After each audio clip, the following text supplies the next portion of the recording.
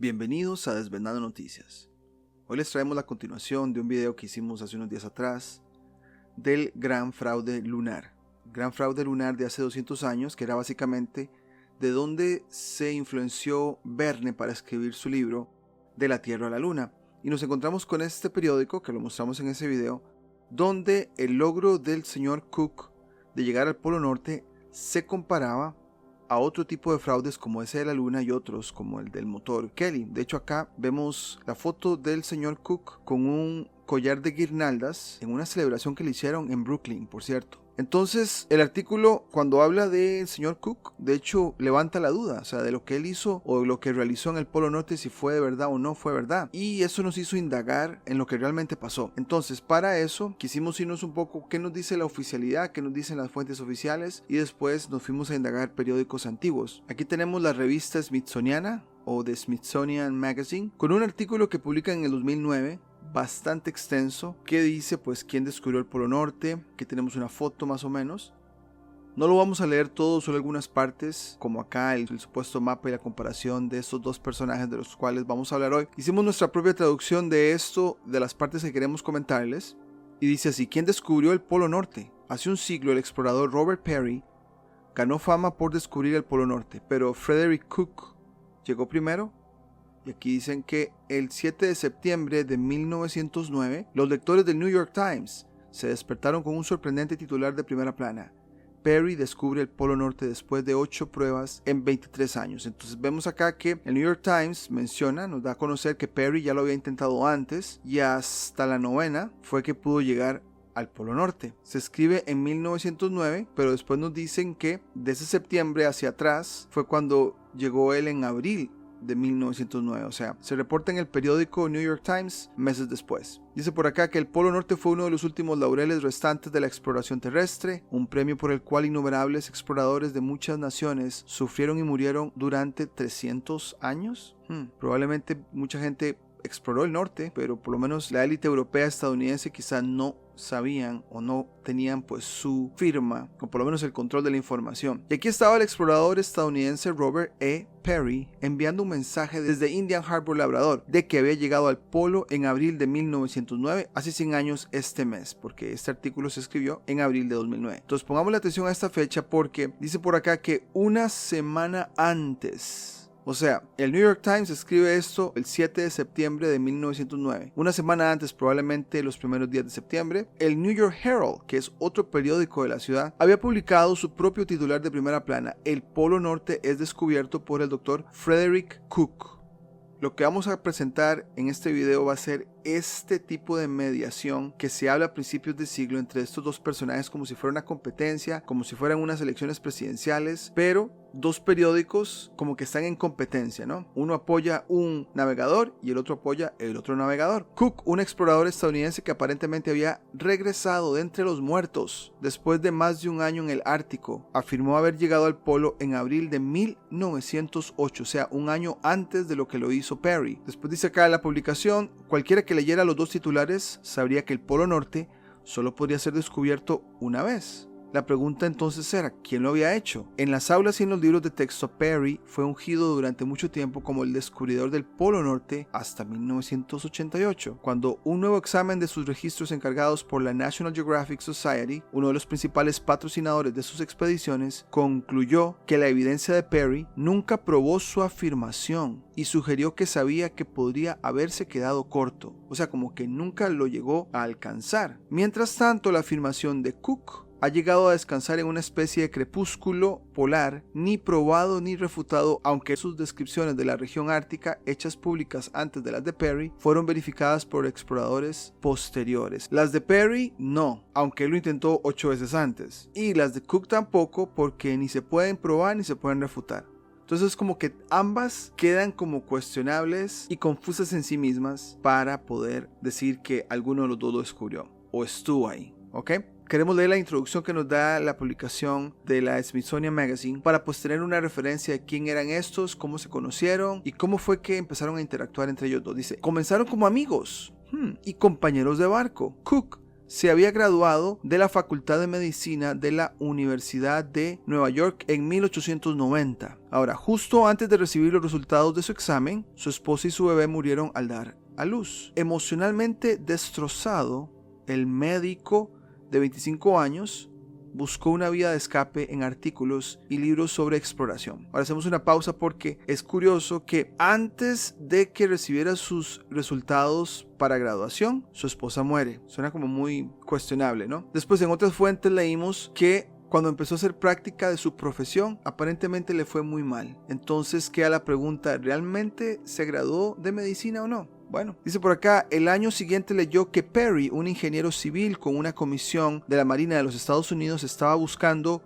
voluntarios, incluido un médico, para una expedición a Groenlandia. Fue como si se hubiera abierto la puerta de una celda de prisión. Escribiría Cook más tarde. Sentí la primera llamada indomable y dominante de Northland, o la Tierra del Norte. Después de que Cook se unió a la expedición en Groenlandia de Perry en 1891, Perry se rompió la pierna en un accidente a bordo. Cook colocó los 2 huesos rotos de Perry, o sea, él con su experiencia médica curó a Perry. Perry acreditaría la paciencia serena y la frialdad en caso de emergencia. Y aquí es donde nos vamos a ir a los periódicos que encontramos, porque aunque la publicación de la revista Smithsoniana nos dice pues lo que la versión oficial dice, preferimos irnos a los periódicos para ver si podemos leer entre líneas y corroborar datos también, y de esta forma quizá determinar si esto realmente fue un fraude o no. Ok, de la base de datos del estado de California que guarda periódicos antiguos, encontramos este que se llama The Morning Press, con fecha 1909, septiembre 4. Y vamos a ver que lo que hace este artículo es una colección de varios reportes pequeños.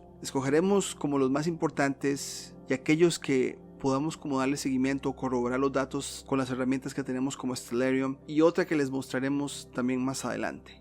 Dice el título: el mundo entero espera la llegada de Cook a la capital danesa esta mañana. Lo estaban esperando alrededor del 4 de septiembre de 1909, una mañana en la capital danesa. Dice, en entrevistas personales en Shipboard Explorer, dice que presentará pruebas de que llegó al polo. Vamos a ver que ese tema se va a repetir, que él tiene pruebas que va a presentar pero no las presenta, nada más dice que las va a presentar. Dinamarca absolutamente convencida de la veracidad de la declaración. La recepción real espera al estadounidense. Entonces la realeza estaba esperando al señor Cook. Dice por acá, el rey Federico lo condecorará con una medalla de honor. Cook dice que esperaba que su historia fuera tildada de farsa. Dice que dejen que otros vayan al polo y encontrarán un registro allí. No hay tierra en el polo. Porque vamos a ver que él va a hablar de que no hay, que simplemente son aguas y que se congelan, ¿no? Y que se le ofreció este dinero por 200 conferencias para que cuente su historia. Vamos a ver que Cook va a repetir en otra ocasión que es una farsa. 3 de septiembre, Copenhague. Toda Dinamarca está esperando esta noche la llegada del Dr. Frederick Cook, y una bienvenida real espera al hombre cuyo anuncio de que descubrió el polo ha sorprendido al mundo. Ahora la pregunta es, ¿cómo se daba cuenta la gente de noticias así? Aquí es donde vemos el inicio de la prensa como tal. De hecho, en el canal hemos hablado que durante la Edad Dorada, que es este tiempo de estos navegantes, la prensa toma un tinte más amarillista y sensacionalista que no había tomado antes. Entonces vamos a ver que todo esto pareciera que es parte de esta atención que se busca en la gente con los periódicos. Dice, se espera que el barco de vapor Hans Egede, en el que el explorador regresa del norte helado, desembarque aquí mañana por la mañana. Y se ha prestado mayor interés a la ocasión por una declaración definitiva de Cook de que podrá presentar pruebas, otra vez futuro,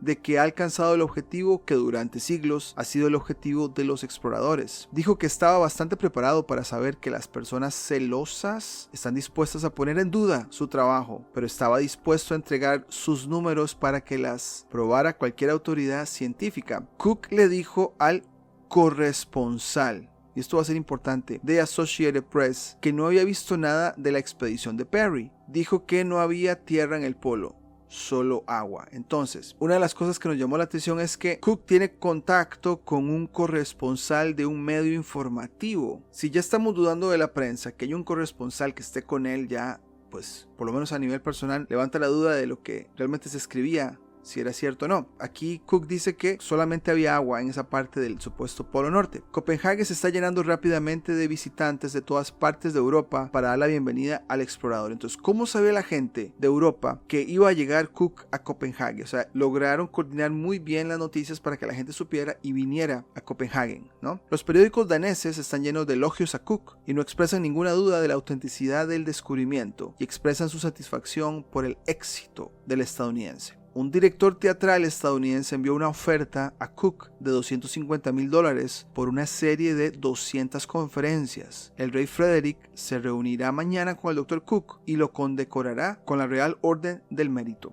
El siguiente dice, Cook listo para los dudosos. Londres ahora, 3 de septiembre. Un despacho especial dice, a su corresponsal se le permitió subir a bordo del vapor Hans Egede. Vi al Dr. Cook, quien es la imagen de la salud. Perdió 2 dientes y lo explicó diciendo, una pelea con un oso polar hizo eso. Luego describió su llegada y estancia en el polo. ¿Cómo se ve el polo?, le preguntaron. Bueno, equivale al tamaño de una moneda de 25 centavos, dijo sonriendo. No hay nada que ver excepto hielo y muchos agujeros en los que se acumula la nieve. Estuve allí 2 días haciendo observación. Y les aseguro que no fue fácil despedirme del lugar. Mientras estaba sentado en el polo, no pude evitar sonreír al pensar en las personas que, a mi regreso, llamarían a toda la expedición una farsa. Estaba seguro de que la gente diría que mi cuaderno de notas fue fabricado. Esto suena casi como al estilo de Elon Musk cuando estaba presentando el supuesto Tesla en el espacio, que tiene que ser muy falso para ser verdad. Algo así en estas líneas estamos viendo que Cook ya estaba diciendo que él esperaba que la gente pensara que esto era una farsa. ¿Por qué lo habrá dicho así, no? Bueno, lo único a lo que puedo oponerme es lo que dijo el Eskimaux Anub Rasmussen. Dejemos que los escépticos vayan al Polo Norte. Allí encontrarán un pequeño tubo de latón colocado debajo de la bandera que contiene la descripción de mi viaje. Luego dice, al regresar Cook dijo que hicieron 20 millas por día hasta que alcanzó el grado 87, donde la niebla los retrasó tanto que sus provisiones se agotaron y sufrieron hambre hasta que tuvieron la suerte de dispararle a un oso. Y ahí termina, o sea, no tenemos más detalles. Realmente alcanzó el grado 90, pero ahí se quedó en el 87 aparentemente. Bueno, el siguiente reporte dice, Cook habla con reportero. Volvemos con esta idea del corresponsal. Skagen, Dinamarca, 3 de septiembre. Un corresponsal que subió a bordo del Hans Egede desde el barco a vapor de piloto, aquí pudo obtener algunas palabras con el Dr. Frederick Cook, o sea, tuvo el acceso al personaje. El explorador atribuyó su éxito al hecho de que hizo uso de los métodos antiguos, a saber, esquimal, y que él mismo vivió como un esquimal. El médico hizo un vívido bosquejo de su expedición en el que dice, yendo hacia el norte, tomé primero un rumbo oeste desde Groenlandia, y luego me moví hacia el norte. Llegué al Polo Norte el 21 de abril de 1908, eso es importante. Como ya se anunció, acompañado de solo 2 esquimales. Llegamos al polo a las 7 de la mañana. Tomé observaciones diarias durante todo un periodo de 2 semanas antes de llegar al polo. Al regresar nos vimos obligados a tomar una ruta más al oeste, y los primeros 10 días tomé observaciones y las registré diariamente. No pude medir la profundidad del mar porque no tenía los instrumentos necesarios. La temperatura más baja registrada fue 83 grados centígrados bajo cero. 83 grados por debajo es igual a 117 grados bajo cero en la escala Fahrenheit. El siguiente dice, en honor y la riqueza esperan al Dr. Cook. Riqueza. Nueva York, 3 de septiembre. La esperada llegada del Dr. Frederick Cook a Copenhague desde el histórico viaje al Polo Norte es la noticia más importante en el horizonte. Como que le habían dado mucho impulso a esta noticia y por eso era la más importante. Sus amigos y simpatizantes esperan con confianza que presente pruebas irrefutables de que llegó al Polo Norte, disipando así la ola de escepticismo. O sea, para que haya ola de escepticismo es porque la noticia tuvo que haber sido muy intensa y la gente empezó ya a dudar, que se ha manifestado en las opiniones de muchos de sus colegas científicos, tanto aquí como en el extranjero. El gobierno danés, que está mostrando una notable actividad en sus preparativos para recibir al explorador, ha enviado un barco torpedero para encontrarse con el barco de vapor en el que viaja en alta mar y actuar como un convoy de honor hacia Copenhague. El ministro danés de Comercio ha alquilado un barco en el que llevará a los corresponsales de periódicos, y lo marcamos porque entonces estamos viendo que la prensa está teniendo un papel muy importante en toda esta mediación. ¿Qué tan verídico es y qué tanto se están prestando ellos para exagerar algo que tal vez ni siquiera pasó? Bueno, llevará a los corresponsales de periódicos, o sea, plural, bastantes, de todo el mundo, no solamente estadounidenses. Si bien los primeros informes indican que la carrera hacia el polo fue el resultado no premeditado de un viaje de pesca y caza a lo largo de la costa de Labrador, el señor Bradley ahora afirma que esto no fue cierto y que la expedición de Dr. Cook fue quizá la más cuidadosamente planeada de cualquier intento polar anterior. El señor Bradley afirma que se mantuvo el secreto en cuanto al objetivo final del viaje, porque si el Dr. Cook hubiera fallado, se podrían evitar muchas controversias desagradables. O sea, que fue mejor mantenerlo en secreto, porque si algo no salía, entonces nadie se daba cuenta. Sin embargo, la prensa ahora está haciendo mucho ruido de la noticia y todavía el señor Cook no tiene cómo presentar pruebas. Dice que va a presentar, pero que lo va a hacer después. Ni siquiera el capitán de la goleta que llevó el grupo a la costa noreste de Groenlandia sabía que tenía una expedición polar, hasta que se dieron órdenes cerca de Eta, Groenlandia, para desembarcar al Dr. Cook y los suministros. La fama que llega al Dr. Cook por su logro también le reportará una fortuna. Ahora nos van a empezar a hablar de dinero, de toda la ganancia. Sus amigos creen que la riqueza le espera a través de los escritos que probablemente publicará y de las conferencias. Un conocido director de la ciudad de Vodeville ya ha telegrafiado a Copenhague ofreciendo al Dr. Cook $4,000 a la semana durante 10 semanas para que se presente en sus diversas locaciones de Vodeville y disertar sobre sus experiencias en el Ártico. Los agentes europeos de otros 3 directores de Vodeville enviaron instrucciones por cable a Copenhague para reunirse con el Dr. Cook y ofrecerles salarios generosos por sus servicios de conferencia. Entonces estamos viendo ahora que nos están contando que hay mucho dinero de regreso al señor Cook por lo que supuestamente hizo. Otro reporte dice, las observaciones dirán, Roma, 3 de septiembre, la cuestión de que si el doctor Frederick Cook, el explorador estadounidense, llegó o no al Polo Norte, suscitó declaraciones hoy de científicos italianos y exploradores del Ártico, incluidos los guías piamonteses que acompañaron al duque de los Abruzos en su expedición polar de 1900. Todas estas expediciones son en el sentido de que el Dr. Cook no podría haber sido engañado para creer que había llegado al polo si no lo hubiera hecho. Debe haber llevado instrumentos, se argumenta, y hecho observaciones que demostrarían científicamente la exactitud de su afirmación. El capitán Cagney, presidente de la Comisión Polar Internacional, está seguro que el Dr. Cook ha descubierto el Polo Norte y lo declara un logro magnífico. El profesor Emanuel, el astrónomo, pongamos mucha atención, astrónomo, señala que si el Dr. Cook realmente llegó al polo, puede probarlo científicamente mediante una descripción del eclipse de sol, que era visible solo en el polo en el momento que llegó allí. Haremos una pausa acá para poder corroborarlo con Stellarium y ver si realmente hubo un eclipse de sol o no. Para esta parte confirmamos la fecha, 21 de abril de 1908, es cuando los periódicos de California nos dicen que se reportó cuando el señor Cook llegó al supuesto Polo Norte. Después en la revista Smithsoniana o Smithsonian Magazine también se nos confirma que fue el 21 de abril. Entonces tenemos 2 fuentes, una antigua y una moderna, que confirman que lo que está en los escritos fue el 21 de abril de 1908 cuando el señor Cook supuestamente alcanzó o llegó al Polo Norte. Según el astrónomo italiano, estaba sucediendo un eclipse cercano a esas fechas. Entonces nos fuimos a los registros de Saros, aquella información que NASA obviamente toma y no le da crédito a los caldeos, pero son las series perfectas de eclipses y por ende son muy fáciles de predecir y saber cuándo suceden, ya sea total, parcial y anular. Estamos viendo acá las fechas, 1907, 908, estos son los únicos de 908. Este de enero 3 en una latitud media en el Océano Pacífico pareciera, junio 28 en una latitud media cerca de lo que es Estados Unidos, Florida, parte de México, y otro en diciembre, pero que sucede en otra latitud un poco más al sur, cerca de Australia. Entonces, estos son los únicos eclipses que suceden en 1908, enero 3, junio 28 y diciembre 23. En Stellarium tenemos acá 90 y 0, o sea, estamos en el Polo Norte. La flecha no sale marcada, pero es allá arriba supuestamente en lo que debería ser la visual del Polo Norte. Aclaramos que ninguno de nosotros ha ido o ha estado en esa latitud como para corroborar que eso sea cierto, pero estamos usando la animación de lo que nos están diciendo los datos astronómicos y digamos darnos una idea de cómo se veía el cielo en esa latitud que supuestamente el señor Cook alcanzó. Entonces estamos un 21 de abril de 1908 en esa latitud 90, el supuesto Polo Norte, y tenemos acá pues el sol. Vamos a hacer una demostración donde pues ponemos a avanzar el reloj un poco más rápido y así podemos ver el fenómeno, a ver si encontramos el eclipse.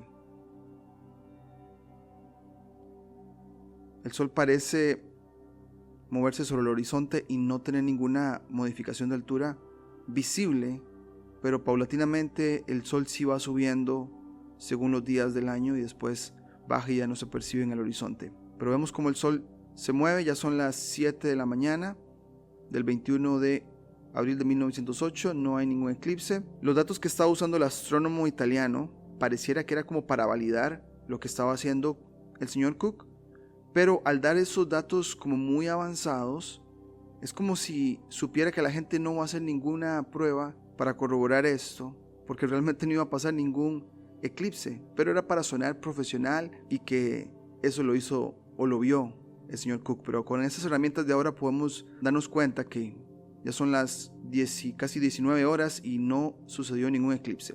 Esto es el supuesto polo norte, latitud 90. Vemos que el Sol se mantiene encima del horizonte y no se aprecia ninguna subida o bajada en ese día, pero o por lo menos si avanzamos 2 meses más, sí se ve que se levanta, ¿no? Sigue haciendo su giro, pero un poco más levantado. Y si nos vamos a los meses antes del equinoccio, ya sí se ve oscuro. Vemos con este reporte que dice cómo es el polo norte. Londres, 3 de septiembre. Sir Robert Ball, ex astrónomo del Observatorio Real, ahora profesor de astronomía de la Universidad de Cambridge y uno de los científicos británicos más distinguidos, ha escrito la siguiente declaración sobre lo que significa exactamente el descubrimiento del polo norte. 2 preguntas que se hacen hoy en todo el mundo civilizado son: primero, ¿por qué alguien quiere ir al polo norte? En segundo lugar, ¿cómo sabe cuándo llega allí? Para responder primero a la segunda pregunta, el marinero que encuentra que su latitud en el hemisferio norte es 90 grados sabe que no puede estar en otro lugar que en el polo norte. El astrónomo te dice que para cualquiera que se encuentre en el polo norte, el Sol sale y se pone solo una vez al año, 6 meses de día y 6 meses de noche, mitigado solo por un pequeño crepúsculo al principio y al final de un periodo de terrible oscuridad, interrumpido por luz de luna y aurora ocasional. Luego más adelante dice: una plomada en su mano apuntaba verticalmente hacia arriba al polo de los cielos, alrededor del cual giran todas las estrellas. La mitad de las estrellas que nunca pudo ver, la otra nunca pasó por debajo de su horizonte y habría sido visible durante los 6 meses de la noche. Haremos una pausa ahí. ¿Por qué? Porque vemos una tendencia nortecentrista de decir que ese es el único eje de estrellas que hay, ignorando completamente el sur. Pero cuando él habla de que una parte sí se ven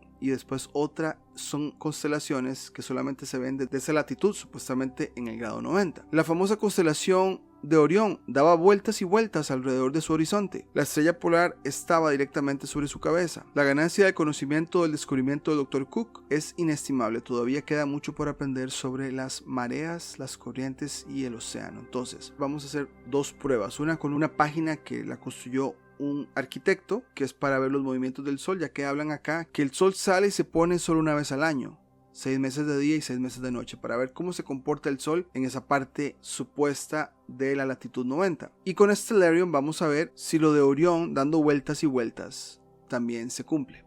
Este es un sitio que hemos usado en el canal, es hecho por un arquitecto que es básicamente, cuál es la ruta del Sol para la construcción de edificaciones o edificios. Entonces es importante saber en qué fecha el Sol se va a inclinar, por lo menos el arco. Acá estamos en la latitud donde yo me encuentro, que es Carolina del Norte. Entonces vamos a hacer un cambio de latitud, 90, que es más al norte, y longitud, tal vez acá 180, cualquiera de los dos funciona, ¿no? Y vamos a escoger aquí la fecha. Como pueden ver, como lo habíamos corroborado en Stellarium, el 21 de abril, básicamente que el Sol se mantiene encima del horizonte todo el día. No hay salida ni puesta del Sol. Ahora, este astrónomo habla de que solamente hay un día que eso sucede. Creo que él se está refiriendo al equinoccio de marzo en el hemisferio norte. Y el Sol lo que va a hacer es, ni se muestra. Por lo menos el sitio nos dice que no. Ahora hagámoslo el 21. Vamos a ver el 21 de marzo. Pareciera que el Sol está ahí pegadito al horizonte. Sin embargo, no hay como luz según esta animación. Bueno, el 23 ya hay un poco de luz. El Sol está muy pegado al horizonte. Entonces creo que el astrónomo se confunde al decir que hay un día al año en que el sol sale, como pasa en cualquier otra latitud, y ese mismo día también el sol se oculta y ese nada más es. El resto o es 6 meses de día o 6 meses de noche, pero vemos que aquí que paulatinamente el sol se va a ir levantando en referencia al horizonte hasta que empieza a dar brillo y a salir. Vamos a ver más días, ¿no? Ahí está. Estamos el 4 de abril. Y ya lo que es el solsticio de junio es cuando llega a su punto más alto, ¿no? Entonces aquí tenemos el sol. Haría esto en esta latitud, ¿no? Pareciera que el astrónomo trata de decir algo muy inteligente que va a confundir a la gente, pero ya con estas herramientas que tenemos, sí se puede notar que el sol se mantiene como a una misma altura sobre el horizonte y va pues dando vueltas en esa latitud. No pasa eso en otras latitudes, sino que hay una inclinación del polo celeste norte en el norte o del polo celeste sur en el sur. Luego el texto dice: la famosa constelación de Orión daba vueltas y vueltas alrededor de su horizonte. Ahora vamos a corroborar esto también. Es ya la medianoche, tenemos un sol de medianoche un 21 de abril de 1908. Si corremos el tiempo acá, ¿qué va a pasar? Se va a ir moviendo el sol sobre el horizonte a una altura muy similar en ese día, pero se va a ir paulatinamente bajando o subiendo. Ahora vemos aquí Orión. Sin embargo, esto queda duda. Según el astrónomo, de día se puede ver Orión. No tenemos cómo corroborarlo, pero por experiencia, cuando hay sol y el cielo está completamente azul claro, porque estamos en horas de día, es muy difícil ver estrellas. Y según este astrónomo, durante abril, que fue el tiempo que Cook estuvo ahí, él podía observar esto, pero el señor Cook tampoco lo reportó. Entonces no sé si eran personas que querían como validar lo que él estaba haciendo, el señor Cook, con este tipo de comentarios súper avanzados, pero que para una persona desde otras latitudes es imposible ir a corroborar. Ahora, si nos vamos a los tiempos oscuros, que es la primera parte del año, vamos a irnos a febrero. Aquí estoy cambiando el mes, ya se ve oscuro, entonces sí se ven constelaciones todo el día. Tenemos a Géminis, Tauro, las Pléyades, el sol está por debajo del horizonte. Arcturus se vería, digamos que también sobre el horizonte todo el día. Las estrellas de Leo, Cáncer, por acá. De hecho, Orión se ve aquí un poco en febrero.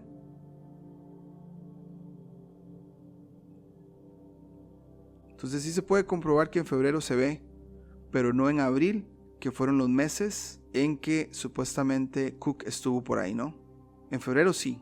Aquí está la comprobación, por lo menos lo que el software nos dice.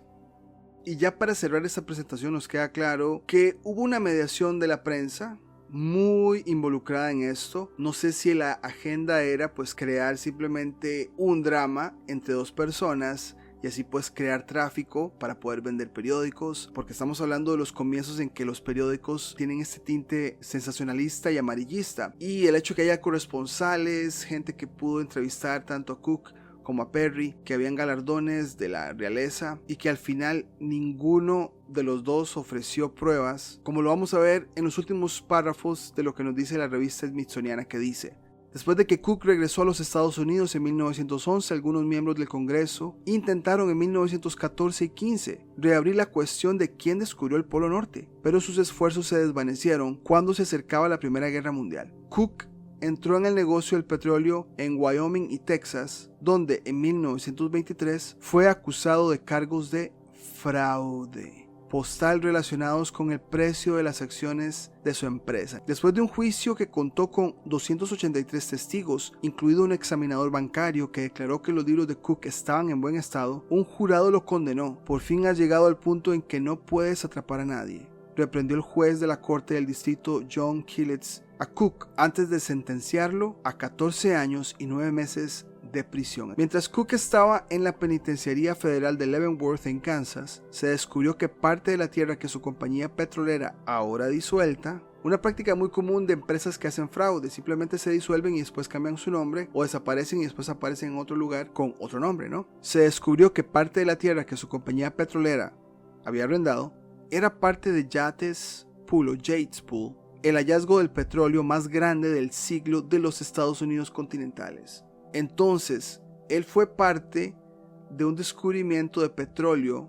histórico para Estados Unidos y que su empresa cayó en fraude. Entonces, ¿qué nos asegura que lo que hizo en las zonas árticas haya sido simplemente por descubrir un polo norte y no más bien ir a explorar por recursos, que siempre es como un libreto muy usual de las élites? En libertad condicional en marzo de 1930, Cook dijo a los periodistas: estoy cansado y voy a descansar. Pasó su última década viviendo con sus 2 hijas de su segundo matrimonio y sus familias. El presidente Franklin Roosevelt perdonó a Cook unos meses antes de que muriera por complicaciones de un derrame cerebral el 5 de agosto de 1940 a la edad de 75 años. Y ya para terminar dice: las notas que Peary y Cook informaron haber dejado en el polo nunca se han encontrado. Entonces la pregunta queda: ¿toda esta mediación de la prensa para crear tráfico con sus periódicos fue una cortina de humo y el negocio del petróleo quizá era la agenda principal? Porque si no se encontraron pruebas de que estuvieron años después, pues queda la pregunta: ¿realmente lo hicieron o no? ¿Realmente se aprovecharon de la ingenuidad de la gente que estaba recibiendo estas noticias por primera vez? Quedan muchas preguntas. Queríamos presentarles este análisis del periódico antiguo con lo que dice la fuente oficial, y como lo dijimos al principio, nos encontramos con esta información cuando estábamos analizando lo del fraude lunar de hace 200 años. Pero bueno, dejaremos el video por acá. Si tienes algún comentario, algún aporte que le agregue a esta presentación, nos encantaría escucharlo. Pero por ahora sería todo y nos vemos en la próxima. Si te gustó el contenido del canal, no olvides suscribirte, darle campanita para notificaciones, darle me gusta, comentar o compartir. Hasta la próxima.